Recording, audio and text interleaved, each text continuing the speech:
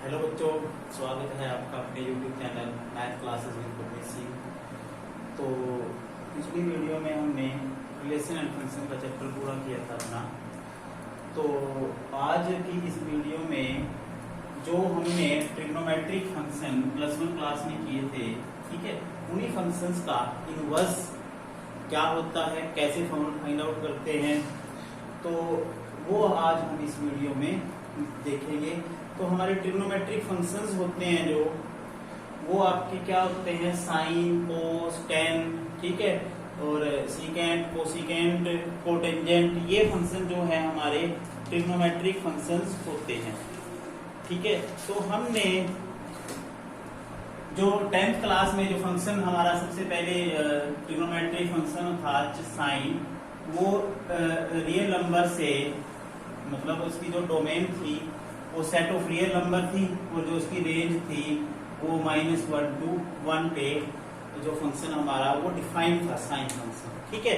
और कोस फंक्शन भी हमारा set of real number two -1 to 1, यानी कि ये इसकी डोमेन है और ये रेंज है।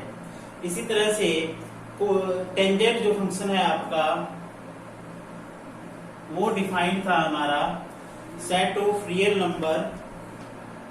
देखो जो टेंजेंट था वो जब π/2 के मल्टीपल में कोई एंगल लेते थे उस पे इनफाइनाइट हो जाता था, इंफिनिटी हो जाती थी, यानी कि सभी रियल नंबर में डिफाइंड था। लेकिन जब 90 डिग्री के एंगल के मल्टीपल की फॉर्म में, ओड मल्टीपल की फॉर्म में, वो क्या हो जाता था, वो नॉट डिफाइंड आ जाता था, इंफिनिटी आ जाता था। तो इसका मतलब हम क्या करते हैं, इसमें से रियल नंबर में से वो वैल्यू हम माइनस कर देते हैं, x = 2n+1 π/2 where n belongs to z, 2 set of real number. जो इसकी रेंज थी वो क्या थी, सेट ऑफ रियल नंबर, यानी कि जो इसकी कोडोमेन थी या रेंज थी वो क्या थी, सेट ऑफ रियल नंबर थी। इसी तरह से कोटेंजेंट फंक्शन जो होता था हमारा, वो कहां से डिफाइंड था, वो था R2, क्योंकि जो कोटेंजेंट था वो 0 और पाई के मल्टीपल पे, जो 0 और पाई थी उसके मल्टीपल पे क्या हो जाता था, नॉट डिफाइंड हो जाता था, ठीक है। तो यहाँ पे हम वैल्यू निकालेंगे x such that x = n π, ठीक है, where n belongs to z, to set of real number. तो ये आपका कोटेंजेंट फंक्शन था। इसी प्रकार जो सीकेंट फंक्शन था आपका, वो होता था सेट ऑफ रियल नंबर 2। इसमें हमने किसका मल्टीपल माइनस करना है, ये जो है जो सीकेंट फंक्शन है आपका, ये भी π/2 पे वैल्यू को डिफाइन नहीं करता था। तो इसकी जो हमारी जो डोमेन होगी 2n+1 π/2 n belongs to z, ठीक है। लेकिन इसकी वैल्यू हमेशा ही -1, इसका जो ग्राफ बनता था -1 और 1 से जो है इस तरफ रहता था, ऐसे ग्राफ बनता था इसका, ठीक है। तो इसमें से -1 और 1 का जो इंटरवल है वो माइनस किया होता था, जो रेंज, जो इसकी कोडोमेन आती थी, जो रेंज आती थी, तो उसमें ये फंक्शन आपका जो -1 और 1 से बाहर की तरफ होता था, इसलिए इसमें से ये इंटरवल माइनस किया होता था, ठीक है। इसी तरह से कोसिकेंट जो फंक्शन है आपका, उसकी जो डोमेन थी set of real number 2, x such that x = n π n belongs to z, 2, ये भी आपका सेम है जैसे उसकी थी, जो इसकी रेंज थी सीकेंट की, वही इसकी होगी, ठीक है। तो ये हमारे फंक्शन थे जो हमने +1 क्लास में किए थे। अब हम करेंगे इनवर्स ट्रिग्नोमेट्रिक फंक्शन क्या होते हैं। सबसे पहले आपको कंसेप्ट पता होगा इनवर्स फंक्शन का, ठीक है। इनवर्स फंक्शन होता है bijective function which is both 1 1 and on 2। अब जो साइन फंक्शन है, साइन का इनवर्स देखना है। साइन का इनवर्स देखने से पहले हमने ये देखना है क्या हमारा साइन फंक्शन 1 1 और ऑन 2 दोनों है। अगर वो दोनों नहीं है तो हमने उसकी डोमेन को ऐसे डिफाइन करना है कि जिस इंटरवल में वो फंक्शन आपका क्या हो जाए, 1 1 और ऑन 2 दोनों हो जाए, ठीक है। तो सबसे पहले हम साइन फंक्शन की बात करेंगे। ये साइन फंक्शन का जो ग्राफ होता है डोमेन रेंज मैंने अभी लिखी थी बोर्ड पे थोड़ी देर पहले, ये आपका है एक्स एक्सिस वाई एक्सिस। जो साइन फंक्शन है उसकी वैल्यू -1 और 1 के बीच में लाई करती है, और साइन 0 आपका 0 होता है, और ये π/2 पे 1 होता है, पाई पे 0, फिर 3π/2, ठीक है, और यहाँ पे आएगा 2π। इसी तरह से ये -π/2 -π -3π/2 और -2π। जो साइन फंक्शन होता है साइन 0 0 होता है, साइन π/2 साइन 90 1 होता है, और साइन पाई क्या होता है 0, और साइन 3π/2 -1 होता है। इसी तरह से इसका जो ग्राफ बनता है ऐसे बनता है।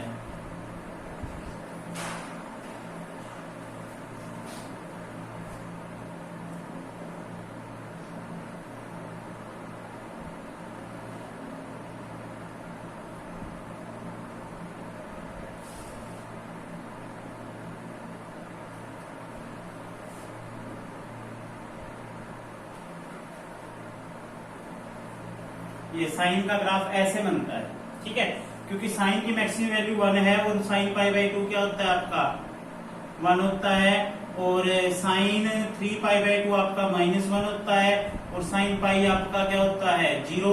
इसी तरह से साइन -π/2 क्या होता है आपका -1, ठीक है, और साइन -π क्या होता है 0। तो ये वैल्यू जो है साइन का ग्राफ ऐसे बनता है, आपने प्रश्न पास में देखा होगा।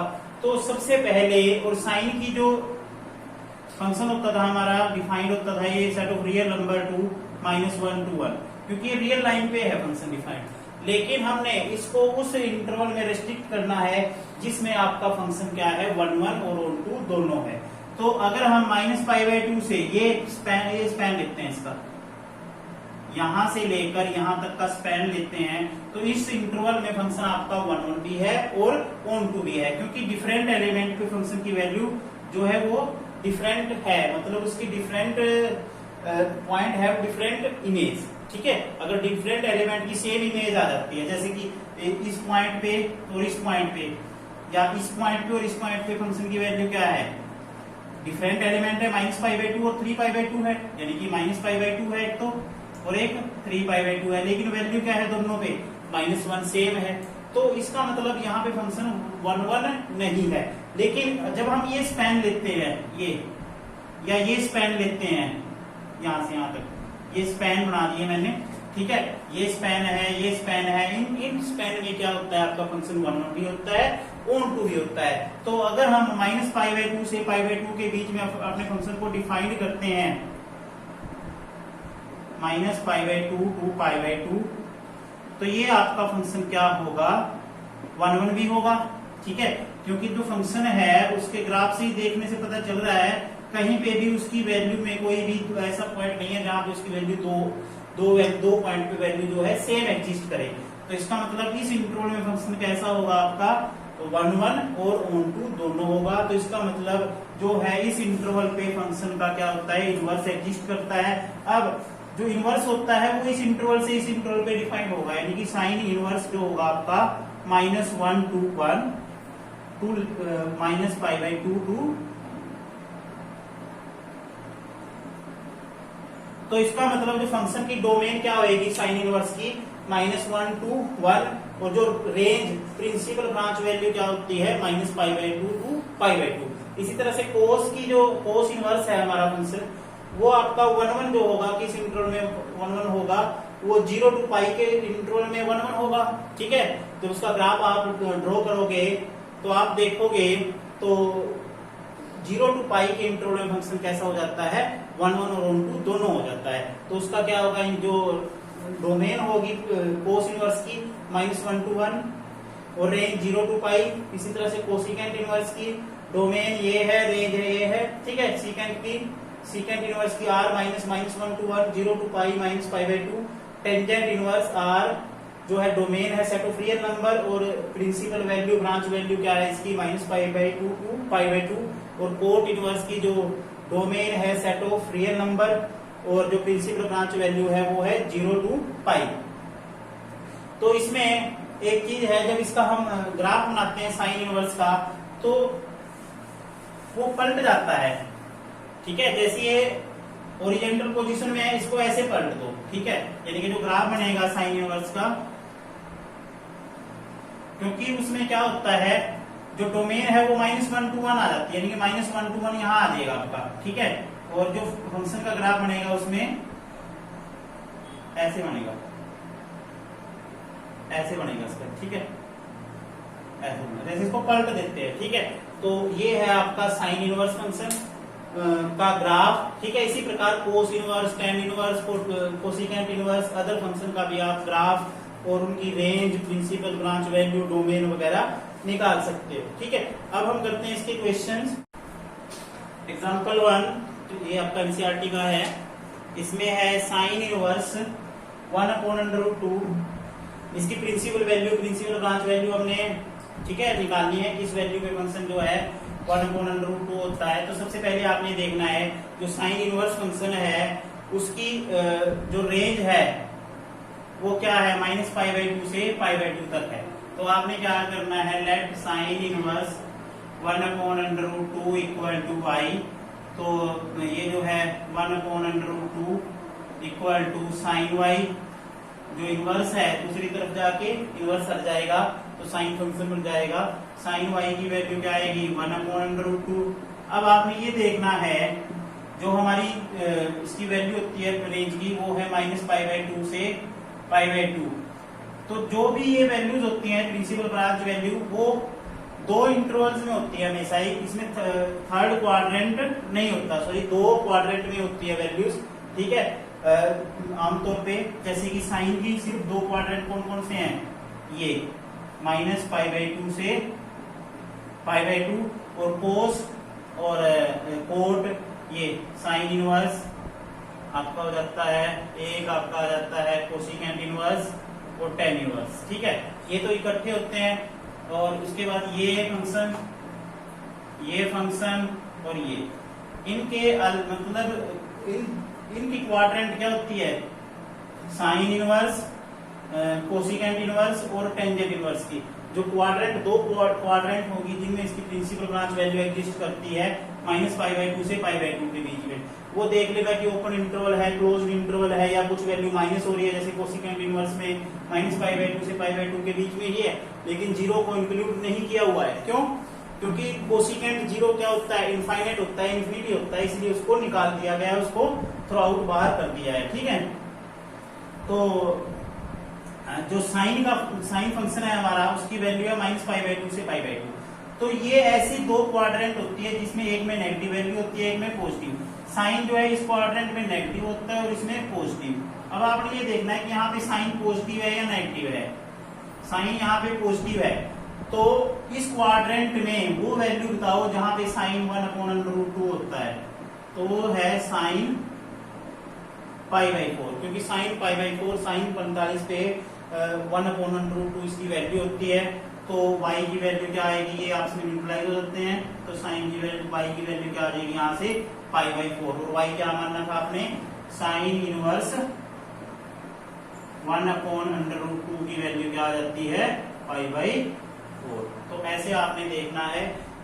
तो यहाँ पे साइन इनवर्स 1/√2 की वैल्यू क्या आ गई, π/4। तो जो साइन फंक्शन था हमारा, उसकी जो रेंज थी -π/2 से π/2 के बीच में एग्जिस्ट करती है। ठीक है, ये बस ध्यान रखना है कि जो ये आपका कोस इनवर्स है या सीकेंट है या कोट है, उसकी जो क्वाड्रेंट होती है, ये दो क्वाड्रेंट होती हैं, 0 to π। उसमें से कुछ वैल्यू एक्सक्लूड हो, जैसे सीकेंट में क्या है, -π/2 को एक्सक्लूड किया हुआ है, क्योंकि सीकेंट π/2 क्या हो जाता था, इन्फिनिटी हो जाता था, इसलिए उस वैल्यू को हमने बाहर रख देना है, बाहर निकाल देना है। ठीक है, अब इसके बाद अगला क्वेश्चन,